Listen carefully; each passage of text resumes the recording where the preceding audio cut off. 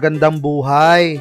Cosidence, dating tambay at empleyado. Yon, nandito sa Baguio nagnenegosyo ng printing seal screen at supplier ng souvenir t-shirt kasama ang partner ko sa buhay. Ngayong araw nga bago kami magtrabaho at mag-deliver, punta nga muna kami ng dentist para pabunutan ng ngipin si Princess. Ayan, nakaiga na nga siya sa kolong-kolong. Ano bang tawag sa upuan na yan? Tayo na yun, yung higaan ng binubunutan ng ngipin. Ayan, sinimulan na ngang operahan dyan si Princess bunutan ng ngipin. Lumabas nga muna kami ng klinik habang inihintay si Princess. Kasama nga namin yung tatlong makulit naming alagang aso.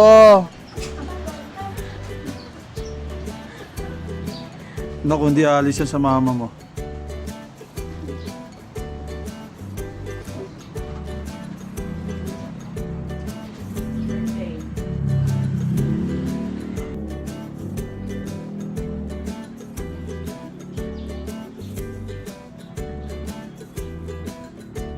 Lumipas nga ang 2 oras sa paghihintay namin. Ayan, oras na naman para mag-deliver.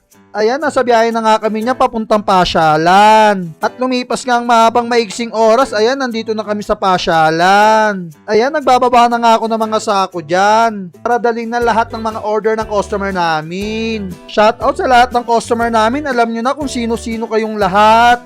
Konting kembot na lang, peak season na naman ng Baguio. Bawiin natin yung ilang buwan na mahina. Kaya magbenta tayo ng malupit. God bless sa inyong lahat. Natapos na nga akong mag-deliver at magbilang dyan. Hindi ko na nakuha na ng video. Dito nga kami ngayon nag-deliver sa Mines View. At ayan ang famous logo ng Brit Baguio. At eto si Mayora, nire-resibuhan niya nga yung mga diniliver ko dyan. Ayan, kumakaway pa nga yung customer namin dyan. At out sa'yo, naway makabenta ka ng marami. Bili na po kayo kay ate, nasa loob lang po ng Mines View yung store niya. Katapat lang po ng logo na Brit Baguio.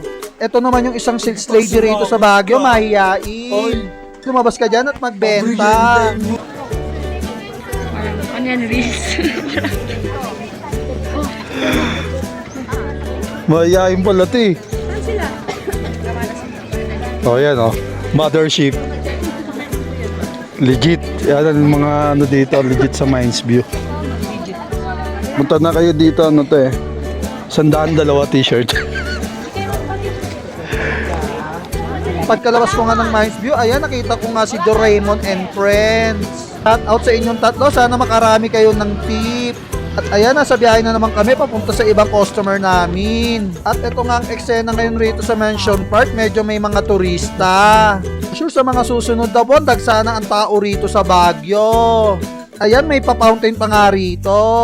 Ilaw yan, hindi lang kita kasi maliwanag pa. Dito nga matatanong na natin yung famous Mansion Park ng Baguio. Ito ko na lang muna tatapusin ang video ito. See you sa next video.